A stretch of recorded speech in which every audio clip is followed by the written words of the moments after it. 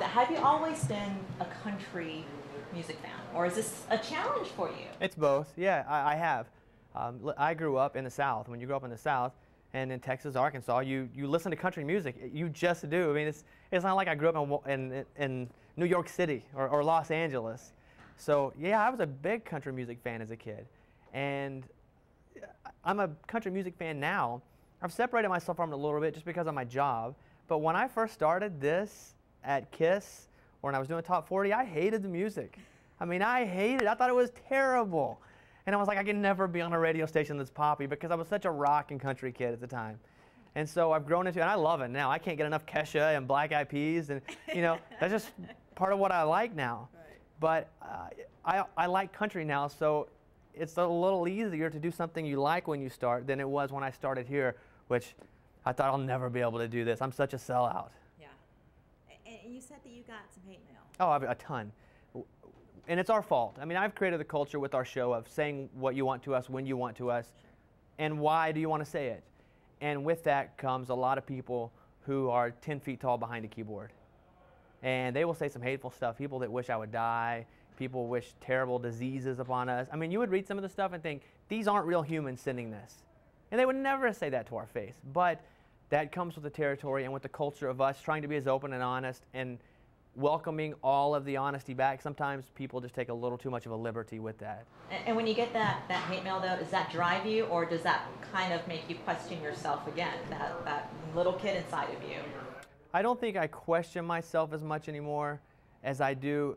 I just have a thick skin and I move past it because it never ended. It has never ended since the minute Facebook went up. And it never will. And it never will. At times, does it bother me? Yes, because they will take personal attacks.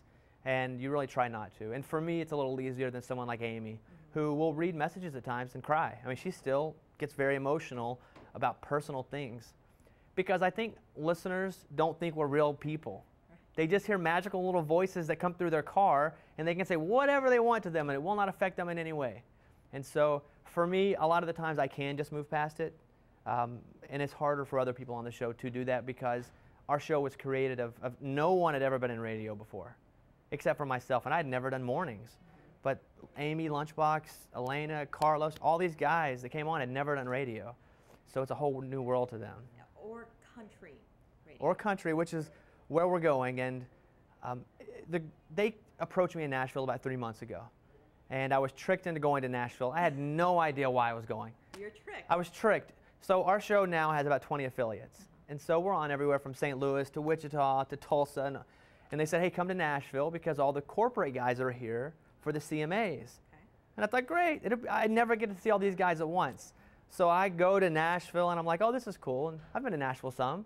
And so while I'm there, before they even tell me why I'm there, I'm hanging out with Tim McGraw, and I'm hanging out with Lainey Antebellum, and I see Kenny Chesney, and I'm like, man, these country guys are really nice. This is really cool. What a cool experience for me. Can't wait to go back to my pop show. And so they let all this happen. They let it all sink in, how much fun I'm having. And 4 of the corporate, executive type guys, and that's not negative in any way because these are the guys responsible for putting me in the place that I'm in now. Sure. They cornered me. Now that is negative. They cornered me in a room and said, we want you to be the next big country superstar. And I have a picture of that, and this is my face. Could not believe it. I was shocked because I don't do country. And what I think of as country music radio is not what I want to do. And I told them that. And they said, well, we're glad because that's not what we want you to do. So again, I asked for more. I said, then what do you want me to do? And they say, we want you to do exactly what you're doing now.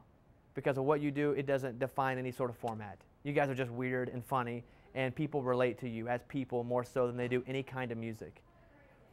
And so I thought about it for a long time, and my first question was, to see if they were really honest, was, I want to bring everyone on my staff. Because if they're not forcing people on me, that means they're bringing our group to do what our group does.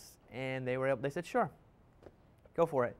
And so then I just started to listen to more of the newer country, and I like it. And I was listening already, but I was listening like I do how anyone listens to a radio. You flip stations, and you listen to a little bit of Bob FM, you listen to a little bit of KISS FM, you listen to Case 101, and then I started listening a lot. And I really found like I could do it. And I think I fit.